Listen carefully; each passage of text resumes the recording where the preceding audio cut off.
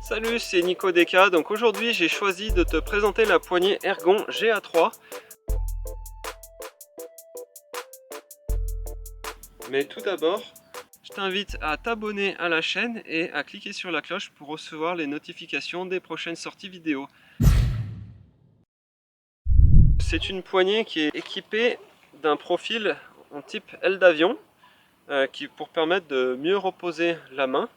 Je connaissais déjà les Ergon avec la GA2 que j'avais bien apprécié, notamment pour sa gomme et la forme avec un diamètre variable.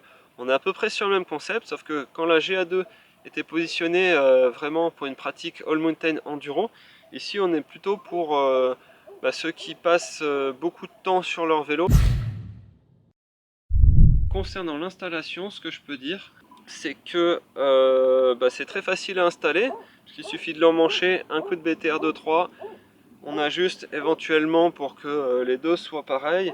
Et il y a une petite graduation pour les caler plutôt vers l'arrière, plutôt vers l'avant. Alors moi j'ai choisi 1 degré vers l'arrière. Nickel, donc installation 20 secondes la paire top chrono. Top chrono.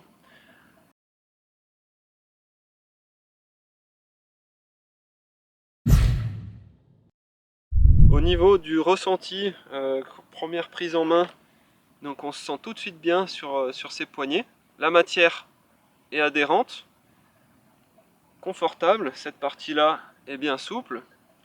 Il y a un travail de rainurage, de structure qui est différent selon les zones. Donc au niveau de la paume, il y a des pavés qui sont plutôt larges. Au niveau du contact des doigts, on a des tout petits pavés qui sont très adhérents, très confortables. Et au niveau du pouce, c'est tout lisse. Donc ça permet la mobilité de la main sur ces grippes. Au niveau de l'ergonomie, je vous l'ai spécifié en présentation.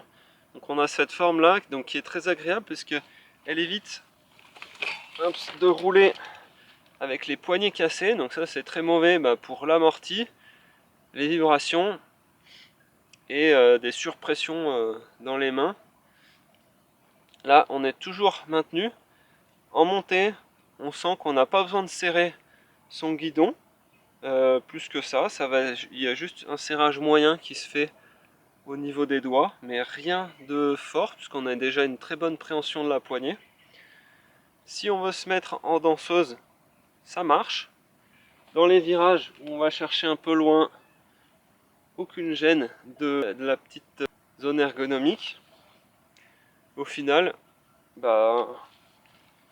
l'ergonomie est vraiment bien pensée. Chapeau Ergon. Enfin, la durée de vie, donc c'est là où il y a un petit bémol. Donc, par exemple, les bouchons, ceux qui tombent souvent, ils vont finir par dégrader le plastique, même s'il est bien solide. Et en cas de forte chute, il va casser. Et donc vous pourrez avoir un trou dans la structure qui est en dessous du revêtement. Et donc là, il faudra prévoir de remplacer le grip. Un autre petit bémol sur la durée de vie, c'est la couleur. Là, elles sont neuves. Mais avec le temps, la couleur va vraiment passer. Il va y avoir un dépôt d'un voile de poussière dessus et de sudation. Et donc, elles ne seront pas resplendissantes comme au premier jour. Alors, le verdict maintenant. Donc, je recommande ces poignées pour tous ceux qui font du vélo pendant longtemps, pour tous ceux qui font des grandes distances, pour tous ceux qui font du vélo sur plusieurs jours, pour tous ceux qui ont des fragilités de la main. Elles sont en diamètre unique, donc elles conviennent pour des mains de taille moyenne.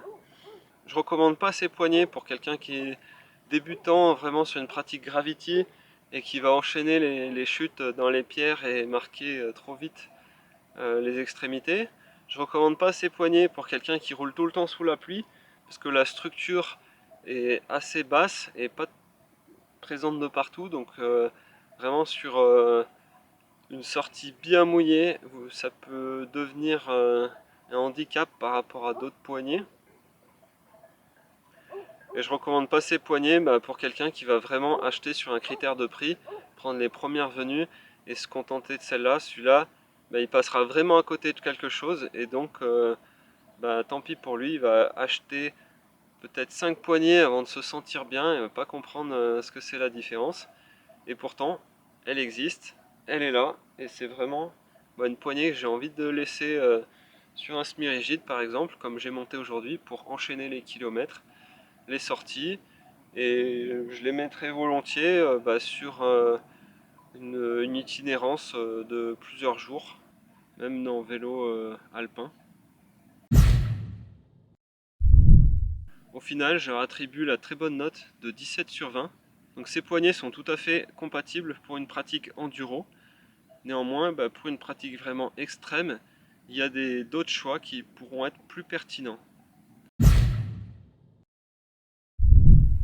Si tu recherches des retours sur des poignées, justement, j'ai créé un comparatif et je fais d'autres vidéos de tests similaires à celle-ci. Je te mets tous les liens ci-dessous dans la vidéo. N'hésite pas à aller les consulter et trouver celle qui te convient. Si toi aussi tu as des retours d'expérience à faire et que tu veux tester plus de matériel, je t'invite à aller sur go.mobcustom.com, je mets le lien ci-dessous, et tu verras, on t'explique tout, comment déposer des avis, aider la communauté et remporter du matériel à tester que tu peux garder. Merci de m'avoir suivi jusqu'au bout. Sur ce, je te laisse, je te souhaite du plaisir sur ton vélo et à bientôt dans de nouvelles vidéos. Ciao!